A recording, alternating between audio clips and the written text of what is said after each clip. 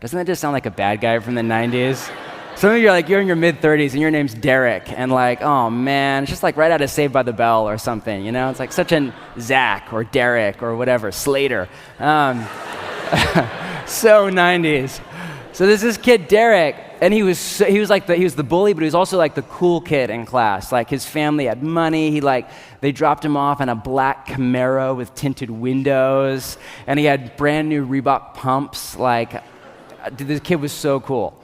And he made my life a living hell. It was just comber this and comber that, and just and it was really bad. And so so I go home and I'm talking to my mom about it, because that's what you do. And what my mommy was saying was, my mom, at one point, she's said something about this, love your enemy. And she's like, you know what you need to do is have Derek over to play one afternoon.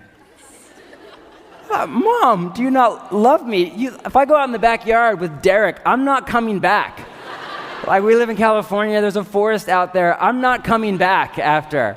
And somehow she talked me into it. And I was I don't actually have a ton of memories from that period of my life, but this one is lodged in there. And I remember Derek came over for an afternoon. I remember because we actually played football, which was, if you know me, that's that's loving your enemy right there.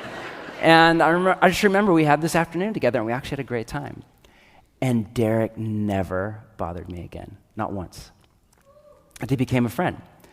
And I remember in my little fifth grade, mind, that lodged it. Something hit me. It's one of those oh wait, what Jesus is saying is actually really smart moments. You ever have that? If you grew up in the church, you know that what he's saying is the moral thing, but a lot of us don't actually think that it's the best way to be human.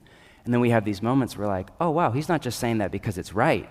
He's saying that because he thought up the whole human thing. And he's kind of good at it. And that's actually the way to live. Now, I know it is so easy to write me off. Derek is not North Korea or ISIS or an abusive father, or I get all of that. My point, I think, is just very simple.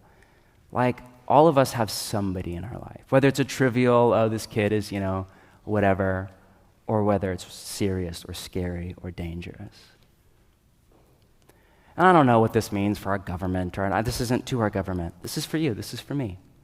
You have an enemy, the odds are. The way of Jesus is for you to turn that enemy into a neighbor. Even if it costs you, even if it's scary, even if it's dangerous. Maybe dangerous is not. Even if it's just, I don't know. That's the heart of God. You don't have to do it if you don't want. It's just an invitation. But if you want to grow, if you want to mature to become like your Father, if you want freedom in your heart, to where you stand against injustice and evil and all of that, but you do so from a place not of hate and anger and bitterness, which our culture is just full of right now, but you stand from a place of bold, courageous, self-sacrificial, cross-shaped love.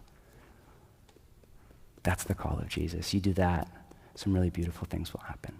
Let's stand and pray.